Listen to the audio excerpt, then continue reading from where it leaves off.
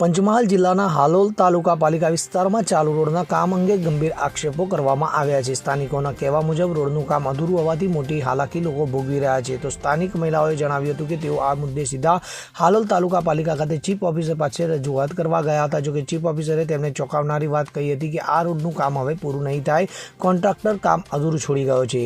તો આ નિવેદનથી નાગરિકોમાં રોષ ફેલાયો છે। લોકોનો સવાલ છે કે જો કોન્ટ્રાક્ટર કામ અધૂરું છોડી જાય તો તેની જવાબદારી કોણ લેશે?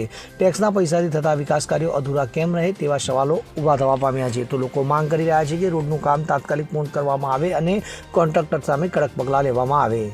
બોલો। અમે 6 મહિનાથી અહીંયા મતલબ રોડ આ તોડેલો છે, અહીં કોઈ બી કાર્યવાહી થતી નહીં। અમે લોકો આવતા જતા હેરાન થઈએ છીએ। કોઈ બી કામ અમારે અર્જન્ટલી જવું હોય તો અમે બહુ હે કે પરેશાન થઈએ છીએ। અહીં એને કોઈ બી માણસ પડી શકે, મરી શકે, એનું કોણ હે કે જવાબદારી? જાન બી જઈ બી શકે, કોણ એમનું માથે લે? અમે લોકો કાલે પાટેલ આપણે આ મતલબ પાલિકામાં ગયેલા, ગૌરંગ પટેલ જોડે વાત કરી તો ગૌરંગ પટેલ એમ હે કે કહે છે કે આ તો રોડ નહીં બને, કે એ જે બી કોન્ટ્રાક્ટર હતો એ તો ગયો કહે તો પછી અમારે કેવી રીતે રહેવાનું? અહીં અમે લોકો હેરાન થઈ ગયા છે।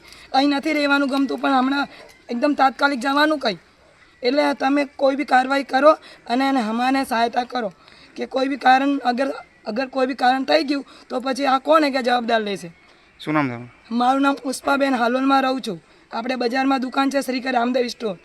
અમે લોકો હેરાન થઈએ છીએ, કોઈ બી કાર્યવાહી કરવાની જરૂર છે। ઓકે। કિરણ ગોહિલ સાથે CN24 ન્યૂઝ પંચમહાલ। હવે જુઓ દેશ દુનિયાની તમામ ખબરો તમારી આંગળીના ટેરવે। ઉઠાવો મોબાઈલ અને ગૂગલ પ્લે સ્ટોર પરથી ડાઉનલોડ કરો અમારી CN24 ન્યૂઝ મોબાઈલ એપ।